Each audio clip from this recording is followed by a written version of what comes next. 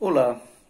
Bom, da mesma maneira que o conceito de literatura pode variar de acordo com o tempo, a época, né, os séculos, e também com a cultura que esteja analisando a obra, ou que esteja produzindo a obra, a maneira como nos relacionamos com a literatura também pode variar de acordo com o tempo, de acordo com a cultura e também de acordo com as experiências pessoais. Algumas pessoas preferem observar a literatura pelo seu aspecto mais imanente, quer dizer, voltar à obra como um universo mais fechado e analisá-la, a literatura em função dela mesma, a obra em função dela mesma.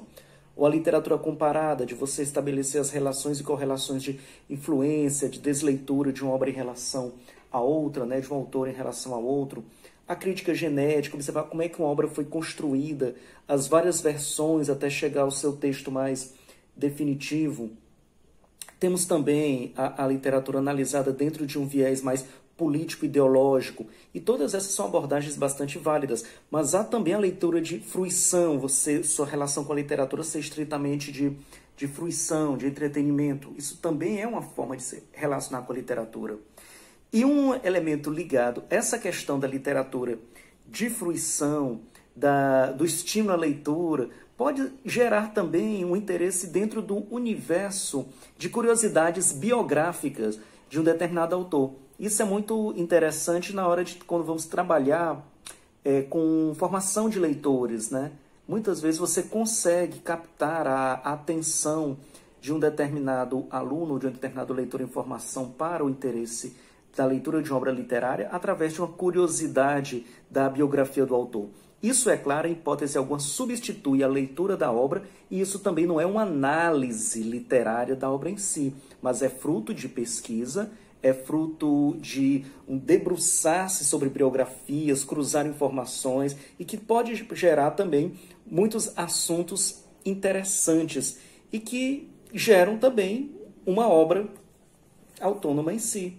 Por isso eu achei muito legal este livro, História Bizarra da Literatura Brasileira, né, de Marcel Verrumo, em que, utilizando uma linguagem muito interessante para leitores em formação e também para aqueles que gostam bastante da leitura enquanto fruição, de mergulhar um pouco em curiosidades muito bacanas sobre diversos autores da literatura brasileira.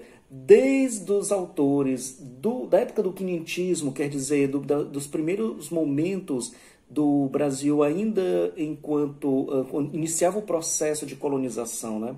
O livro é dividido em 5 partes. Numa primeira parte, intitulada Os Escritos do Brasil Colonial, nós temos logo de cara um capítulo chamado O Ladrão da Carta de Pero Vaz de Caminha.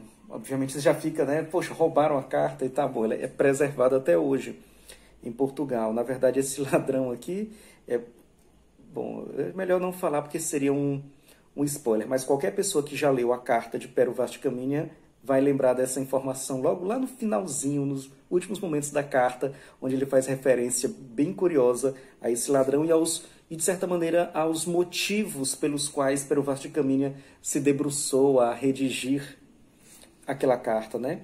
E aí segue outros elementos aqui, um capítulo muito bacana também seria o de Gregório de Matos, O Boca do Inferno Existiu.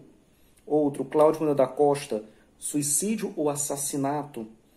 Marília Nunca Esqueceu de Seu. Os capítulos são bem curtos, são bem saborosos de você pegar e ler cada capítulo e depois dar uma olhadinha na obra do autor mencionado, tá? Também seria uma sugestão muito bacana de leitura. E para isso, ao final de cada capítulo, o autor faz a sugestão de obras sugeridas para a leitura após você ter contato com o capítulo em questão. A segunda parte, ele vai pegar a literatura daquele momento do Brasil já independente, sobretudo do reinado de Dom Pedro II.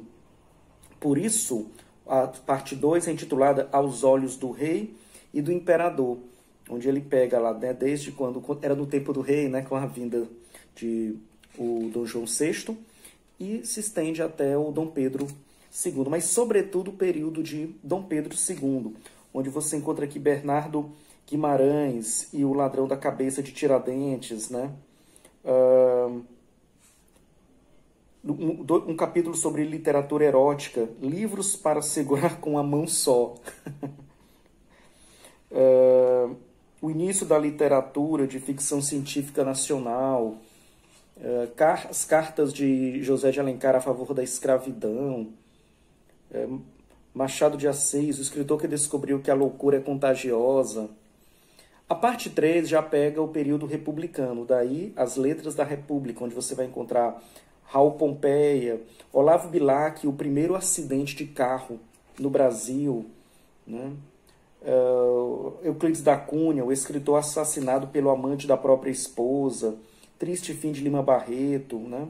A parte 4 já pega os modernistas, né? Oswald de Andrade, Mário de Andrade, o poeta modernista adepto do poliamor, né? Manuel Bandeira. Aí vem aqui, né, Jorge Amado, Carlos Drummond de Andrade, enfim. E a quinta parte, as entrelinhas da ditadura, né? E aí que você encontra desde Monteiro Lobato, empreendedor preso por Vargas, né? Ditadura de Vargas. Pega aqui o correspondente de guerra brasileiro, né? Tivemos, e que por acaso gerou um livro muito, muito bacana, né? Com a FEB na Itália, né? Crônicas muito, muito bem escritas. O Incêndio que Destruiu, um livro premiado. A Imortal que apoiou os militares em 1964, lamentavelmente, né? E a coleção Vagalume, o fenômeno editorial que educou gerações de leitores, né?